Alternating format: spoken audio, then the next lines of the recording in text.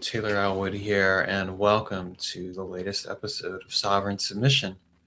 Today, I'm talking about wants and needs and how to identify them and recognize them within yourself, and also how to speak up for them, because this is a very important thing to do.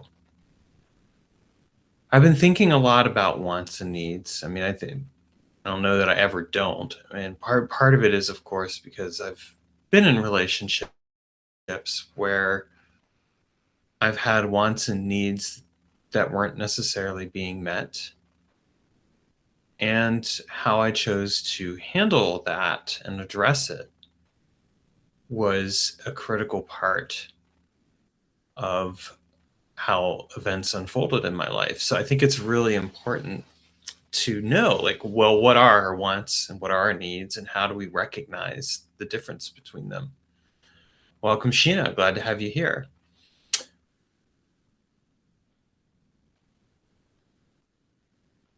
I will say this: when we aren't in touch with our wants and needs in a conscious, clear way, and we're not expressing and advocating them in a conscious, clear way, what will happen in a relationship is that the person who is not being honest with themselves and with their partner or partners, it will end up coming out sideways. And I say this from personal experience because I've been that person. And just because I have something that I want doesn't mean I'm automatically entitled to get it. And that's true regardless of what kind of relationship dynamic somebody's in. And I think there's a very real distinction between that and a need. So let's unpack, first of all, what a want versus a need is. If I look at a need, I could say that a need is, from a strict biological perspective, I could say that a need is something that's essential for maintaining and sustaining life. So for example, I need to get sleep. I can go for a certain period of time without sleep, but I will over time notice how it affects my consciousness and my overall being. And if I don't get sleep at a certain point, I will die. The same thing is true of food and water. I can go for people can, I think, go for like up to 3 weeks without water before they die. And they can go for at least a couple months possibly without food before they die. So it could be argued, from a strict physiological sense of the word, those are essential things that are needed, right? But I think, of course, needs go beyond just that. Some people will argue that,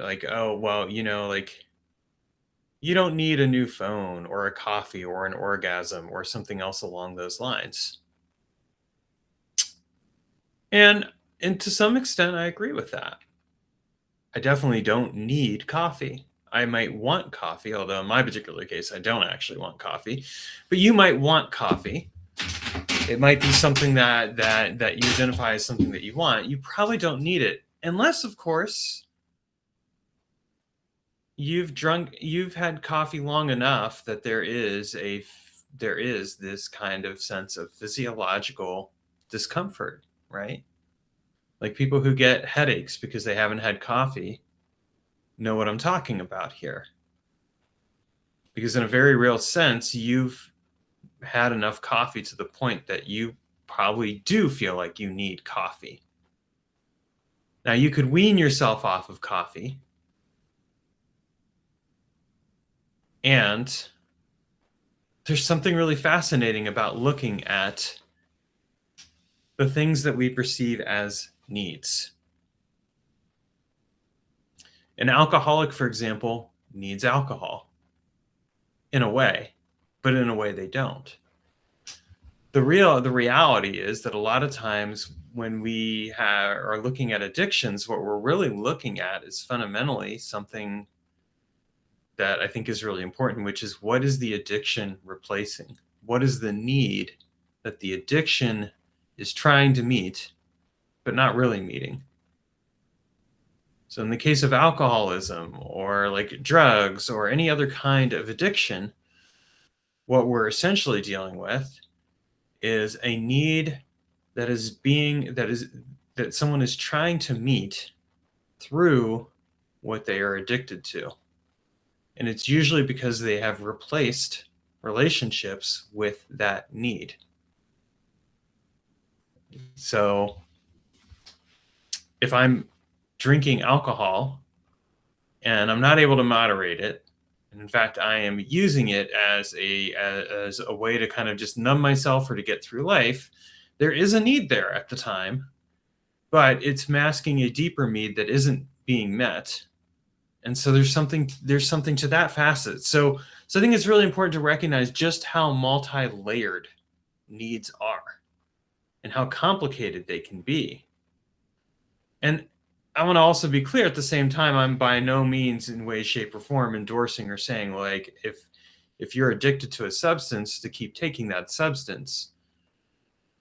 What I'm really saying is there is something underneath that need that isn't being met, and it's being replaced by the substance and the addiction to it. And it's really important to get clear on what that is.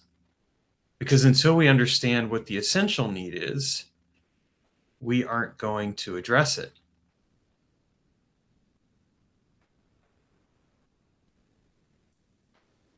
So the question kind of comes into play. When does something become a want versus a need? Someone might look at an alcoholic and say, well, that person wants alcohol, but they don't need it. And I would argue, well, no, they've gotten to a point where their physiological system is hooked on alcohol. And they have an underlying need that isn't being met and needs to be addressed as well. So something needs to be done. And I'm not endorsing addiction in any way, shape, or form, but what I'm really speaking to is this very clear understanding that like one person might label something as a want, and another person might say, well, no, there is a very valid, real need here.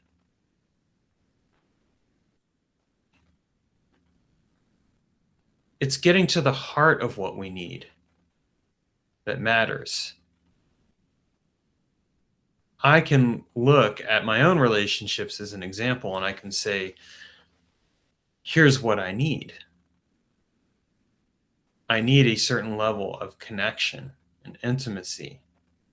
I need to feel like I know what it is to have that intimacy and connection. And that intimacy and connection could take many different forms. And I would say that those forms could be wants. They aren't necessarily the same thing as the need. The question is the need being met? Now, one thing I will also say is that I think it's a red flag if a person says, your needs don't matter. No, my needs do matter. I may identify as a submissive man, and I can still safely say, yes, my needs matter. And this isn't about centering myself a certain way or anything else along those lines. It's about maintaining a healthy relationship and connection with myself and being able to advocate for my needs. Now, my wants may still matter as well, but those wants may not be met. Like I could say that I want to have the experience of an orgasm. Well, my mistress may choose to tease and deny and play and draw that out and be like, I'm going to make you wait for a while. I'll make you wait until I'm satisfied. And when you come, it's not going to be about your pleasure. You might take some pleasure out of it. It's going to be about the enjoyment that I take from it and the fact that I chose when and where it was going to happen. Okay. We can play that game. That can be part of the experience. And there's something very real about that and the way that that plays out. And I think it's really fascinating to recognize at the same time that like if a want isn't met for a long enough time, at a certain point, it becomes a need.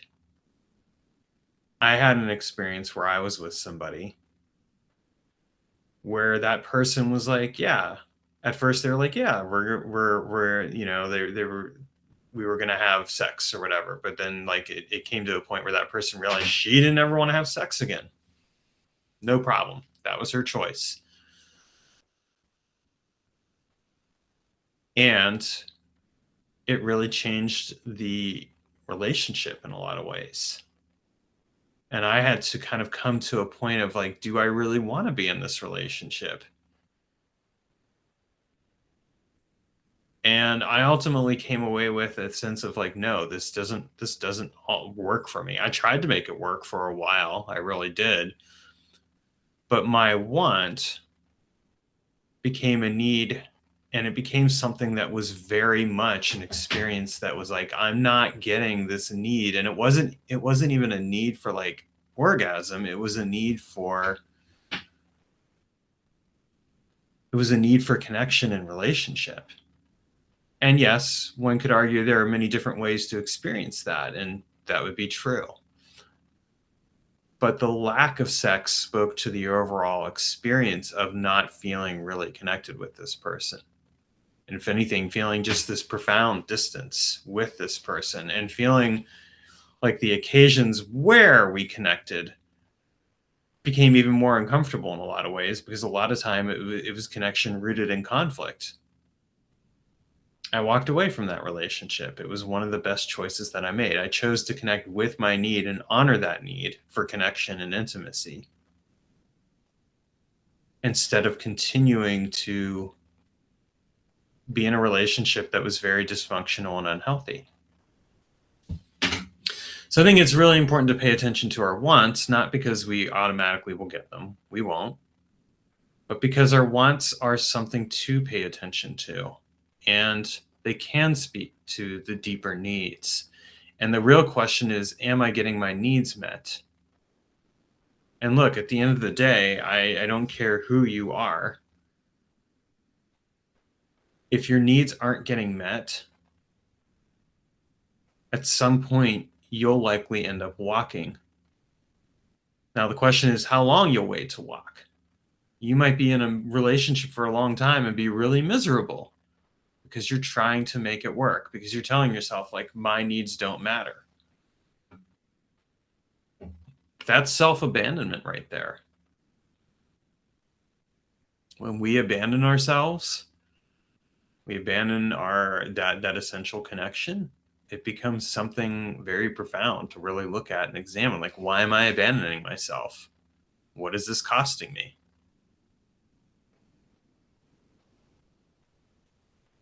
And I really come from a school of thought where I think it's like it's a really important thing of kind of paying attention inwardly. Like, part of submission, if submission is about paying attention to like what's going on inwardly and communicating that and connecting with the inward needs and wants, as a submissive, I'm actually doing myself a disservice if I'm abandoning my needs and wants wholesale, because I'm not paying attention, because I'm not speaking up. And again, it doesn't automatically mean that I'm entitled to get something to happen. Part of the whole dynamic is that I am, in a very real sense, surrendering my needs and my wants onto the altar of a person. But I want to know that my needs matter. And I want to know that if my wants aren't going to be met at the time, that there's at least a recognition that at some point those wants could become needs, and that need will be recognized when it does. And if I feel like somebody doesn't care about that, that's where I feel a little bit of concern. Does this person actually genuinely want a relationship and a connection with me? Or am I just there for that person's amusement, and it's really just about themselves? When someone says, your needs don't matter, what that tells me is that person doesn't really give a flying fuck about me. That person doesn't really care. I don't want to be in a relationship with someone who doesn't care about me. I don't want to be in a dynamic where somebody's like, yeah, your needs don't matter. You're just here for me. And that's not about centering myself. It's about being real with the fact that I have value and worth. Now, how we play, what we do with that play, yeah, that can take many different forms. But I think it's a really important thing to pay attention to. You have value, you have worth, your needs matter. Your wants can be optional in some ways up until they turn into a need. And again, if they turn into a need, there's probably something being spoken to there on a deeper level on the relationship side that needs to be met. The reason we have needs is because they speak to something essential that is missing or lacking in the relationship. One of the things that I sometimes really sit with when I'm thinking about wants and needs is how much of this is a want that I'm having versus a need. And sometimes I recognize it and I'm like, this is a want. This is something I want. Okay, great. I can let that go. I can be like, all right, I can let that go for the moment. That's just a want. It's not an essential need. But when it turns into a need, when it becomes something that is essential to this state of being and like a sense of wow, there's a real and present need here, that's when it transforms. Before I continue, welcome Aiden and Jamie. And if any of you have comments or questions as I'm going through here, feel free to drop those in.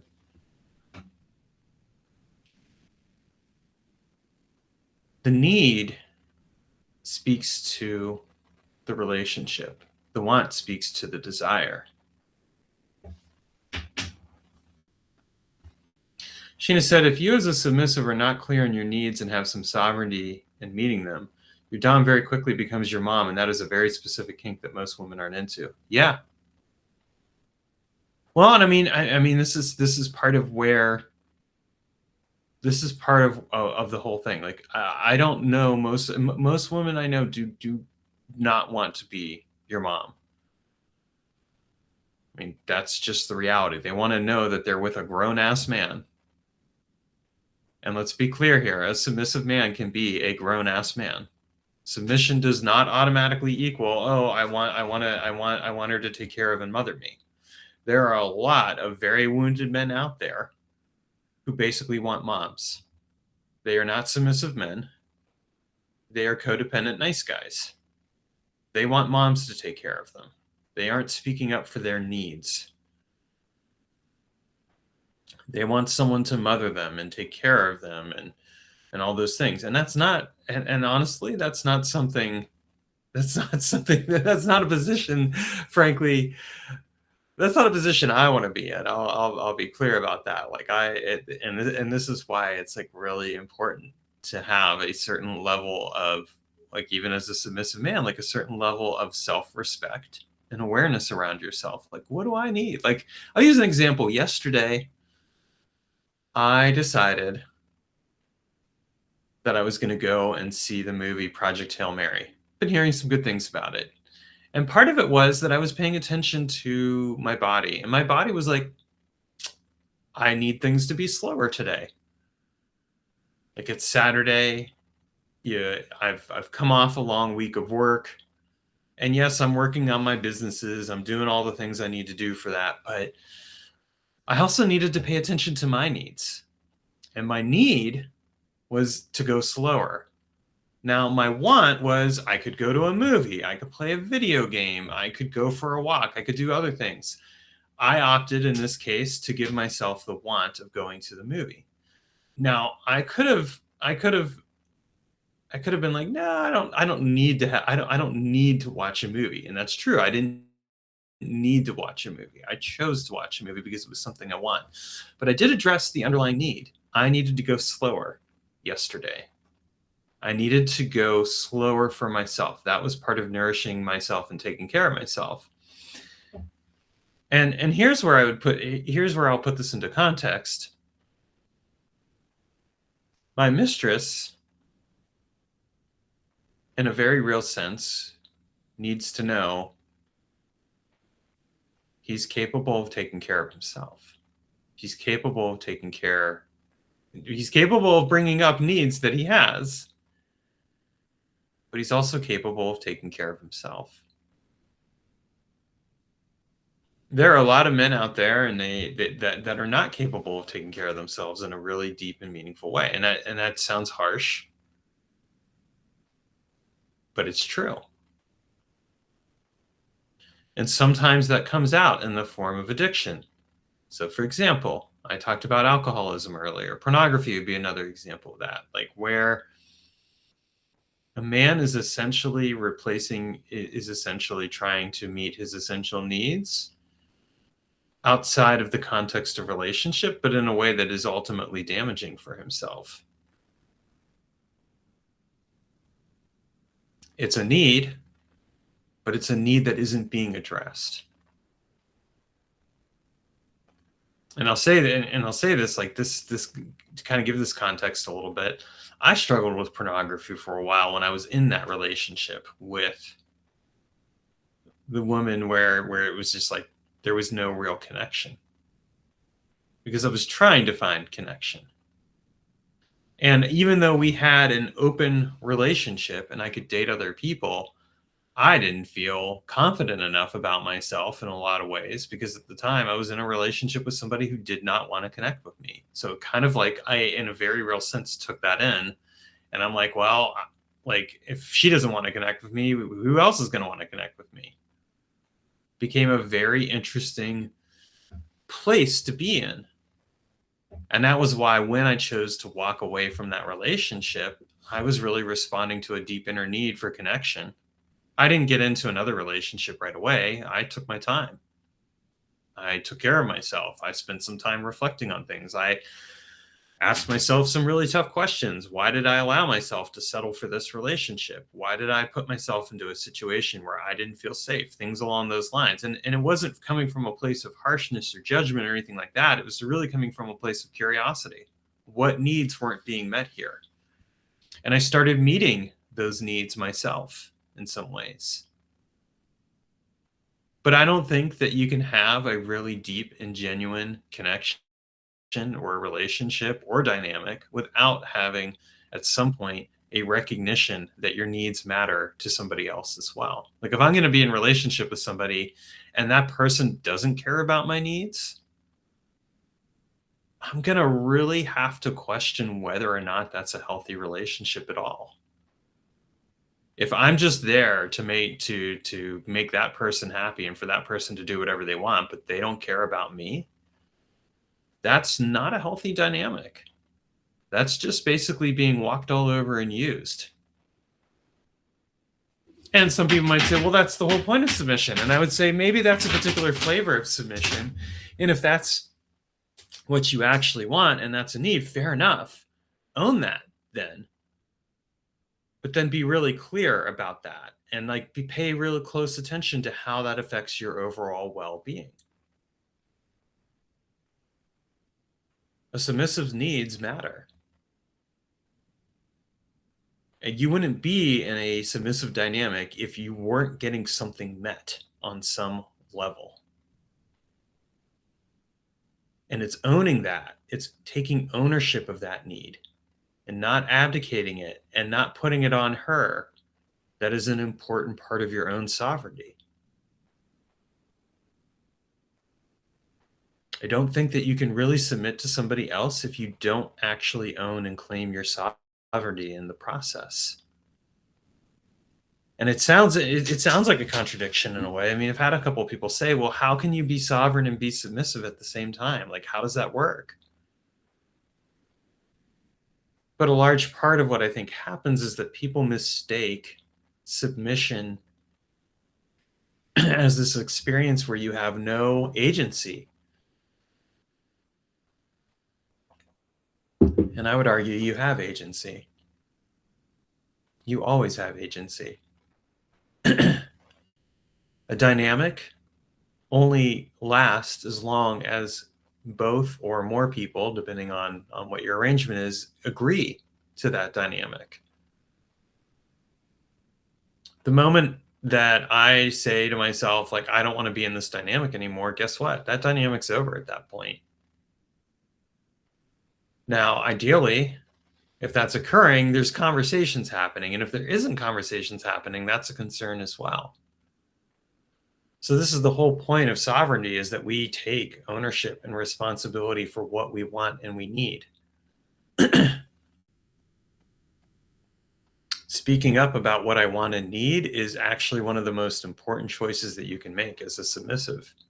Because if you don't speak up for it, if you just bury it, if you just ignore it, if you say like, oh, it doesn't matter, you are abandoning yourself, and that dynamic will turn unhealthy at some point.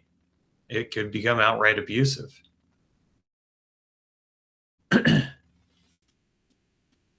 So there's a very important component to all of this. And it's like, if I say, well, like, as a submissive, I get to just give her everything I want and need and let her decide. Well, yes, in a very real sense, she gets to decide, right? But in another very real sense, your participation in it is your decision. You are always deciding as well.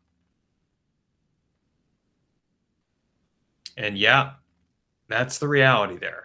That's you taking responsibility. You are choosing every single time to submit. So your participation is an important part of the component.